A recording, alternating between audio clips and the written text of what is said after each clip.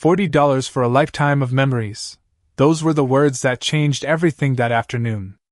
The yard sale had already been picked clean, and most people were heading home when a worn cardboard box labeled War Souvenir was placed on a folding table outside the Carter family home in Ohio.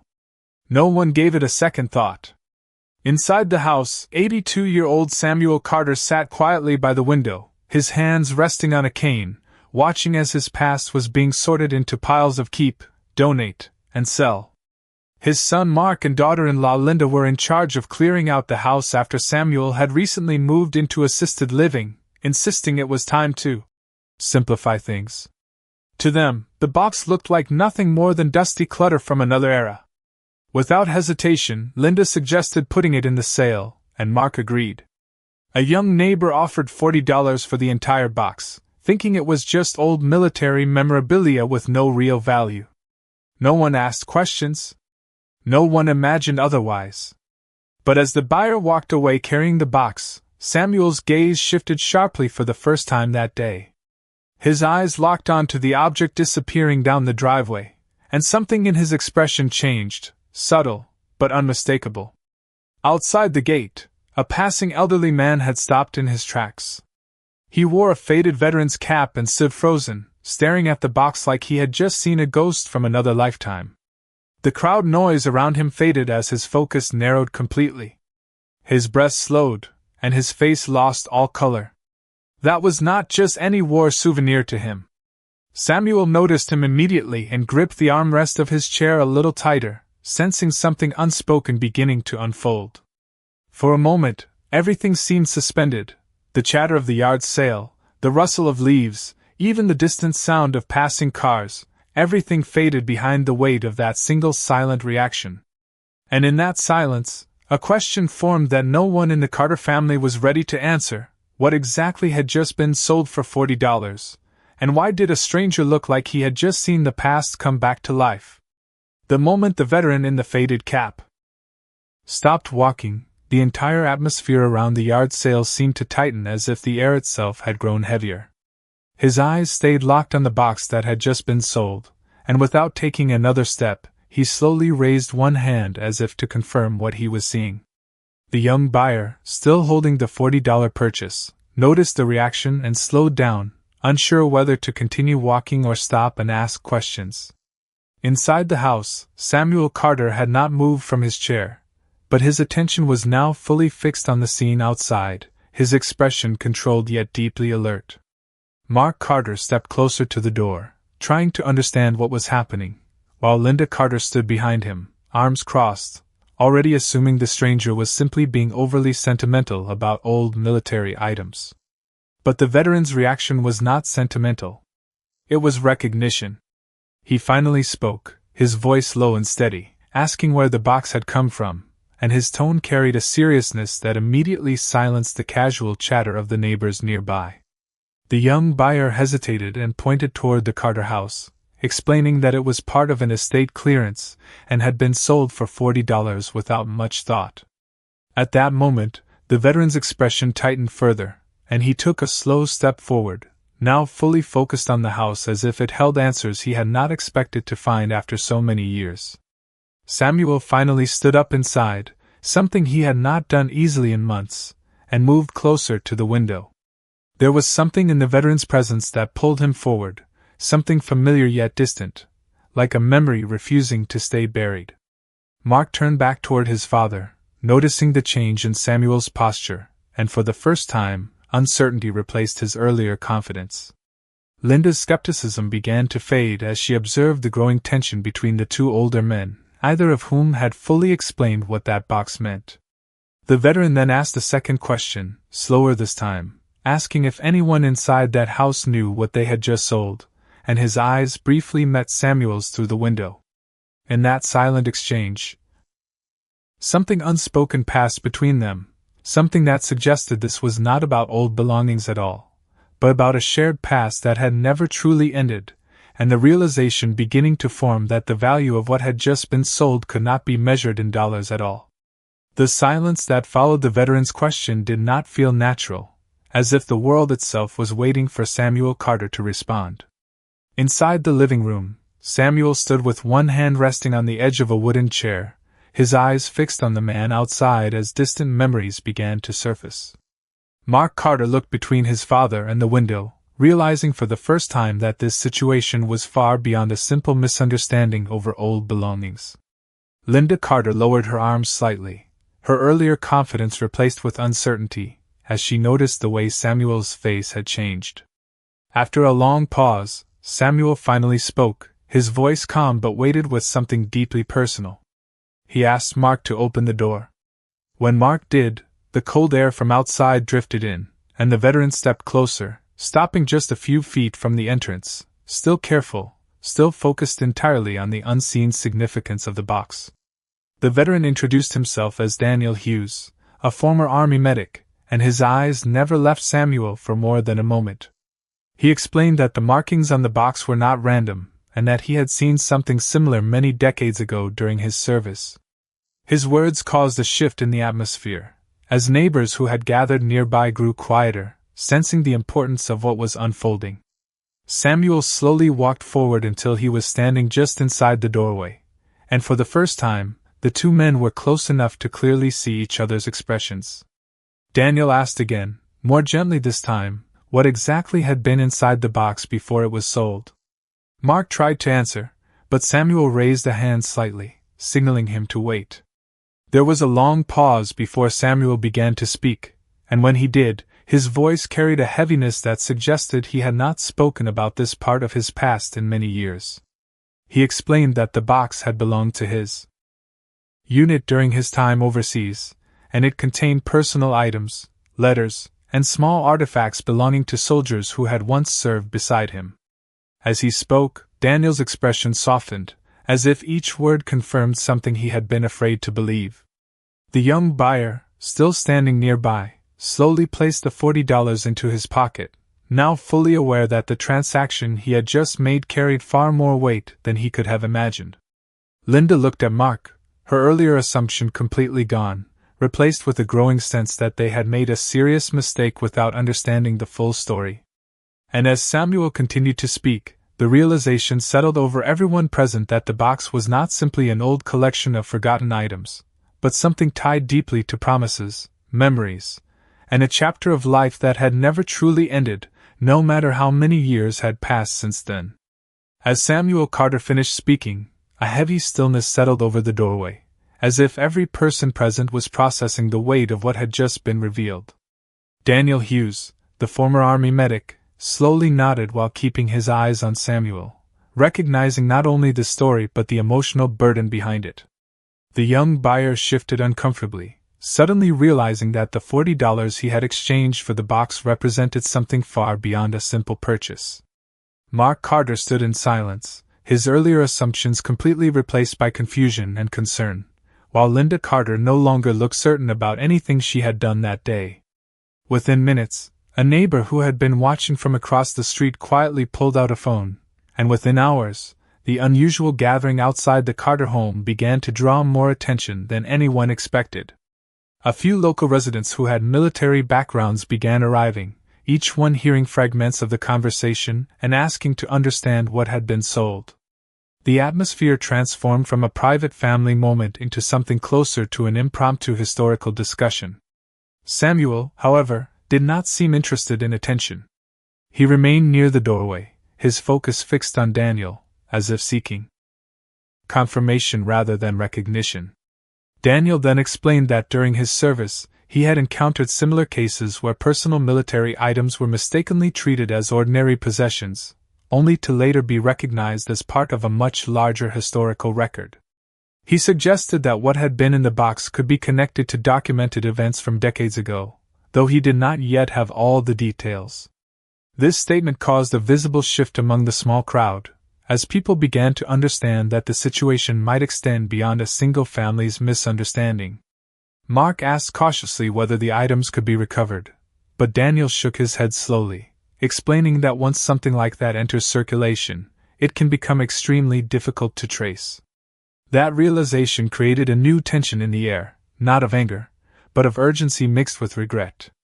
Linda glanced toward Samuel, noticing for the first time how still he remained, as if he had already accepted the consequences of what had happened. Then, unexpectedly, Daniel added that he believed the box might contain something linked to a promise made during service, something that was never meant to be lost or sold. That single statement caused Samuel's expression to tighten slightly, as if a memory he had carefully kept buried was now being forced back into the present. And in that moment, everyone standing there understood that the story of the box was no longer just about a sale or a mistake, but about a connection to the past that was beginning to resurface in a way no one had anticipated. Within a single day, the quiet street outside the Carter home had transformed into something none of the family could have anticipated, as more visitors arrived after hearing fragments of the conversation about the box. What had started as a simple estate clearance was now drawing attention from people with military backgrounds, local historians, and even a representative from a regional veterans organization who had been contacted after a neighbor shared what they had witnessed. Samuel Carter remained near the doorway, observing everything with a calm expression that did not match the growing activity around him.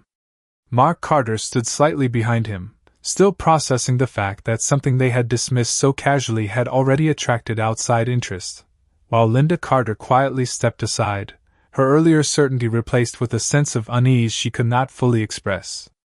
Daniel Hughes continued to speak with those who arrived, carefully explaining what he had recognized about the markings and why they mattered, though he repeatedly emphasized that full confirmation would require further investigation.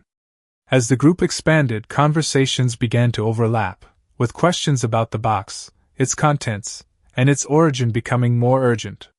Some of the older veterans in the crowd began sharing their own experiences, adding fragments of historical context that suggested the items inside the box could be linked to a specific unit and a specific period of service that had been largely undocumented.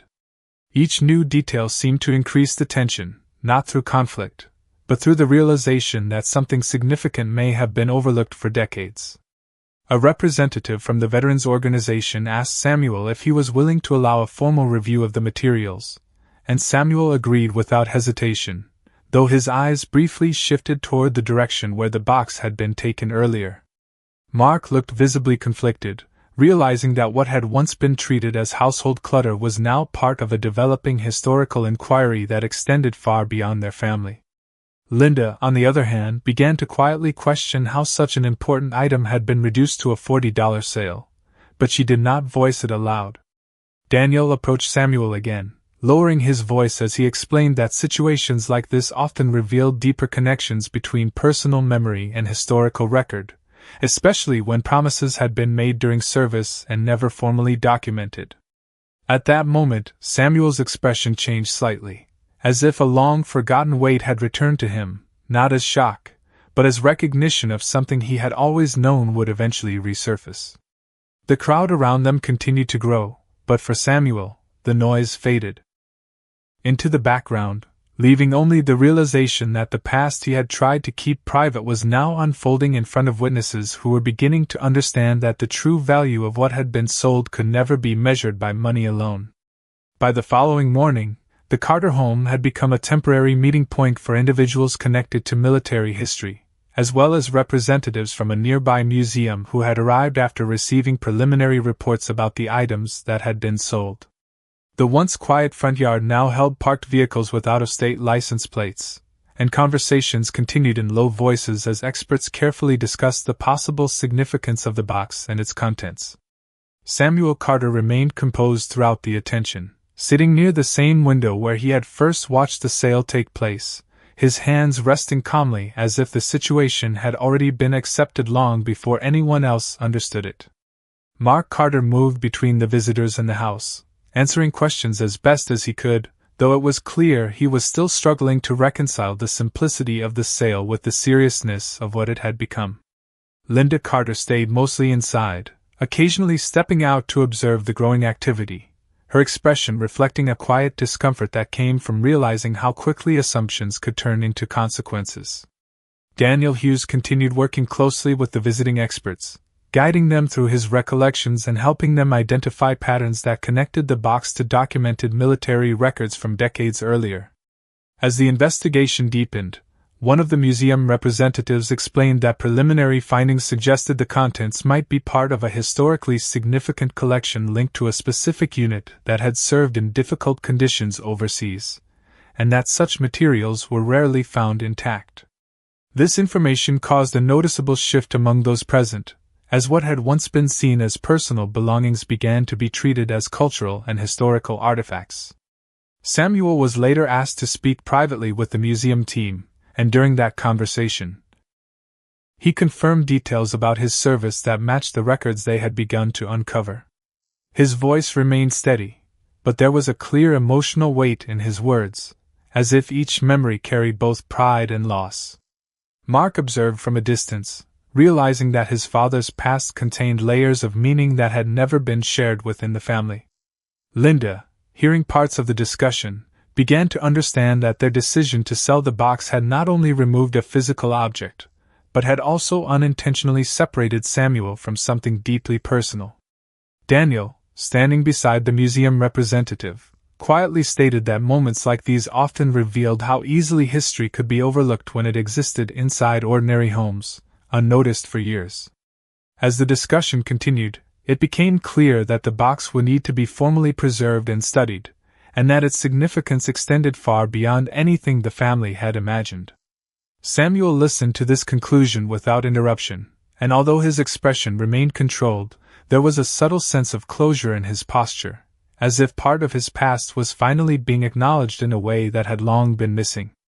As the formal review of the materials continued, the atmosphere around the Carter home began to shift from curiosity to tension, as more specialists confirmed that the contents connected to the box held historical significance that could not be ignored or casually reassigned.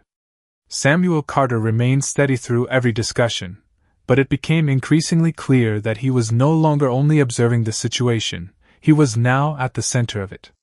Mark Carter, standing beside a group of museum representatives, found himself listening to conversations about preservation protocols, documentation, and archival procedures, all of which made him realize how far the situation had moved beyond anything he had expected when agreeing to clear out his father's home. Linda Carter, who had initially treated the box as disposable, now avoided direct eye contact with the experts, as the weight of their earlier decision began to settle in a more uncomfortable way. Daniel Hughes continued to provide clarification whenever needed, but even he appeared surprised by the level of attention the discovery was receiving, especially as additional records confirmed links between the box and a military unit, whose history had been partially lost over time. As the day progressed, a formal recommendation was made to temporarily secure the remaining related items for proper evaluation, and this decision introduced a new layer of urgency among the visitors. At that moment, a second veteran who had arrived quietly earlier stepped forward and confirmed that he had also served in a related capacity during the same period, adding another layer of credibility to the historical importance of the discovery. His testimony created a noticeable silence among those gathered, as the implications of what had been found began to fully register. Samuel listened carefully, his expression unchanged on the surface, but his posture suggesting that each word was reconnecting him with memories he had carried privately for decades. Mark approached his father afterward, speaking softly, and for the first time, asked him whether there was anything about the box that the family had never known. Samuel did not answer immediately, and the pause that followed felt longer than any previous silence that day. When he finally spoke, his response was measured and calm, but it hinted that the box represented more than shared history. It represented a promise tied to people who were no longer present to speak for themselves. Linda, overhearing part of the exchange, began to realize that their decision to sell the box for $40 had not only been a mistake in judgment, but had unintentionally disrupted something deeply personal that Samuel had carried for most of his life. Daniel, observing the reactions of both family and experts, quietly noted that situations like this often revealed how easily meaningful history could be overlooked when it was hidden inside ordinary homes. As the discussion drew toward formal documentation, it became clear that the family was now facing not just a question of ownership, but a responsibility tied to memory, respect, and the preservation of a legacy that had remained silent for far too long. In the days that followed, the Carter family found themselves standing at a crossroads they had never anticipated, as formal institutions completed their assessment of the materials connected to the box and confirmed that it would be preserved as part of a historical archive. The decision meant that the items were no longer considered private property in the usual sense, but rather part of a broader record that required protection and careful handling. Samuel Carter received the news with quiet acceptance, as if the outcome had always been inevitable, and he no longer resisted the direction events were taking. Mark Carter struggled privately with the realization that what had once been dismissed as old clutter had become something protected by formal institutions, and he often replayed the moment of the sale in his mind, trying to understand how they had misjudged its importance so completely. Linda Carter, on the other hand, began to withdraw from conversations about the situation, especially as media interest increased and local attention grew around the discovery. Daniel Hughes remained involved as a point of reference for the historical details, though even he admitted that the full significance of the collection was still being uncovered gradually. One afternoon, Samuel was invited to a formal meeting at the small regional museum where the preserved items were being temporarily held, and Mark accompanied him, observing how carefully everything was being documented and treated with respect. During the meeting, a curator explained that the materials could contribute to a better understanding of a specific group of service members whose stories had never been fully recorded, and that public recognition would likely follow once the review process was complete. This explanation caused Samuel to reflect quietly, and for a moment he seemed distant, as though he was no longer in the room but instead recalling a time many years earlier when those memories were still fresh. After the meeting, Mark asked his father if he regretted how things had unfolded, especially the loss of the physical possession of the box. Samuel paused before answering, then said that what mattered most was not ownership, but acknowledgement, and that some things were never meant to remain hidden or forgotten. Meanwhile, Linda received a call from a local journalist requesting comment on the family's role in the discovery, but she declined, choosing instead to avoid further public attention. As the process moved forward, a formal announcement was prepared by the museum to highlight the historical importance of the collection, and invitations were extended for Samuel to attend a recognition ceremony. When he informed his family, the reaction was mixed, as Mark expressed both pride and regret, while Linda remained silent, still processing how quickly a simple household decision had transformed into a matter of public significance.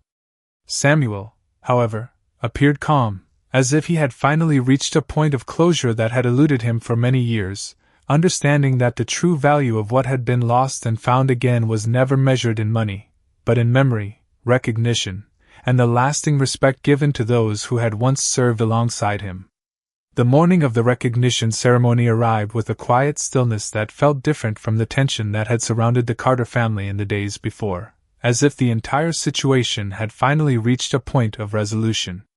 The regional museum had prepared a modest but formal event, attended by historians, veterans, and local officials, all gathered to acknowledge the historical significance of the preserved materials and the story behind their discovery.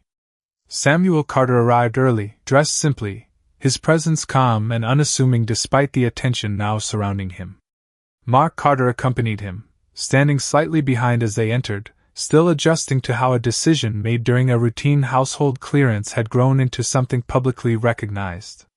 Linda Carter was present as well, though she remained quieter than usual, observing from the side as people discussed Samuel's past with a level of respect she had not expected to witness firsthand. Daniel Hughes greeted Samuel upon arrival, offering a brief nod that carried an understanding built through shared experience rather than formal introduction. As the ceremony began, a museum representative spoke about the importance of preserving personal military histories that often remain hidden within families, emphasizing that many significant stories are never recorded unless they are brought to light through unexpected circumstances. Samuel was then invited to speak briefly, and as he stepped forward, the room grew silent in anticipation. He did not speak about loss or regret, but instead about memory, responsibility, and the importance of remembering those who served alongside him. His voice was steady, yet carried an emotional depth that held the attention of everyone present. Mark watched his father closely, realizing that this was not just a moment of recognition for historical artifacts, but also a quiet acknowledgement of a lifetime of experiences that had shaped him in ways the family had never fully understood. After Samuel finished speaking, the audience responded with a respectful silence followed by a standing acknowledgement, not for fame or reward, but for the preservation of history that might otherwise have been forgotten. Later, as the ceremony concluded, Mark approached Samuel and asked if he felt differently now that everything had been revealed and formally recognized. Samuel paused for a moment, looking around the room before answering that what mattered most was not what had been sold or recovered, but that the truth had finally been seen and understood. Linda, listening from a short distance, realized that her earlier perception of the situation had changed permanently, replaced by a deeper awareness of how easily meaningful history can be overlooked in everyday life. As the family left the museum together, the atmosphere was no longer heavy with uncertainty, but instead carried a quiet sense of acceptance. The box that had once been sold for $40 had already fulfilled a purpose far greater than its physical form, becoming a bridge between memory and recognition, and leaving behind a lasting lesson for the Carter family about value, respect, and the hidden significance that can exist within the most ordinary objects.